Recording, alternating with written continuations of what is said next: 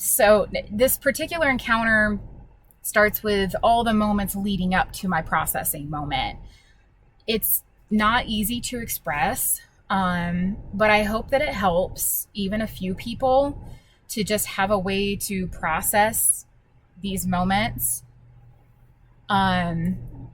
So bear with me, and here it goes, my reflection of my farewell to Nora.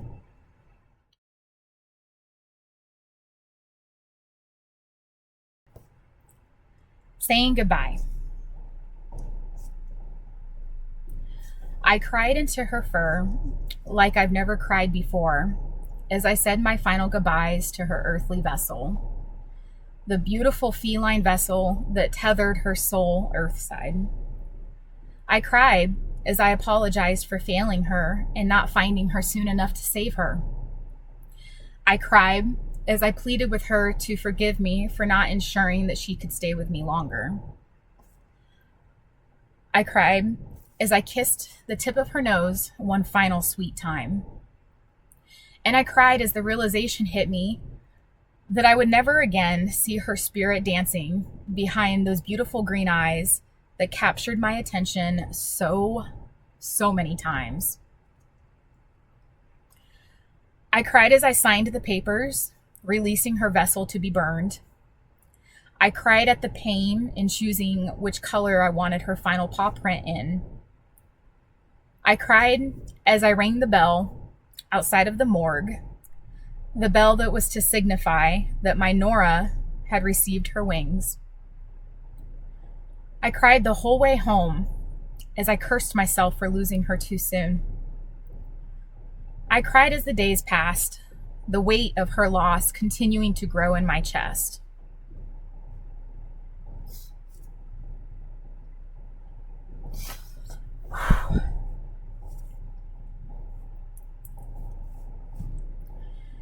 Later that week, I cried, holding her ashes, as I tried my hardest not to spill any of her while I funneled a small portion of her remains into the tiny hole of the urn bracelet that I had purchased.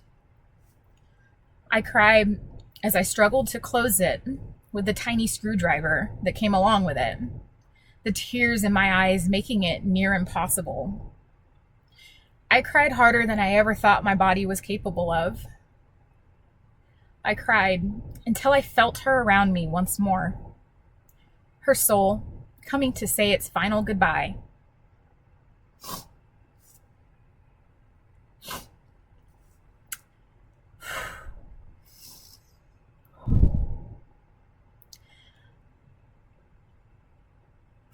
I cried as she hushed me and tried to soothe my pain.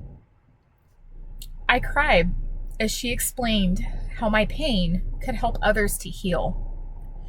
She showed me a vision of myself, years down the road, me as the doctor, the veterinarian, consoling and attempting to soothe a family who had lost their precious companion. In this future, my heart was aching at their pain, but I had the ability to eloquently convey a message that helped soothe their souls, a message that would help them process, and a message that would help them heal. I cried, and then I breathed. I processed. I reflected.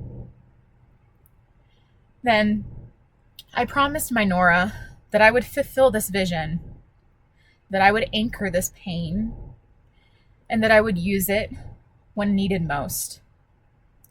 I promised her that I would do my best to patch the gaping hole in my heart, that I would manipulate the hurt into a flow of compassion and empathy.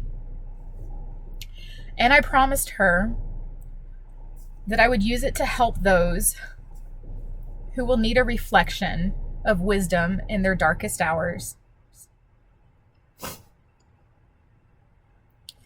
I cried again as her soul expressed her gratitude for my love and for my promise to her. I felt the warmth as she blessed me with one last head roll into my forehead. Our souls hugged and said, "Till next time." At that moment, I saw her soul finally depart this earthly realm.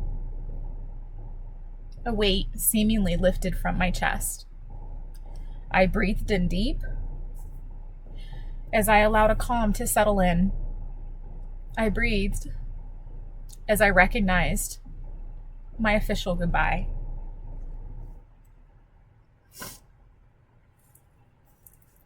So, thank you for sitting with me through this.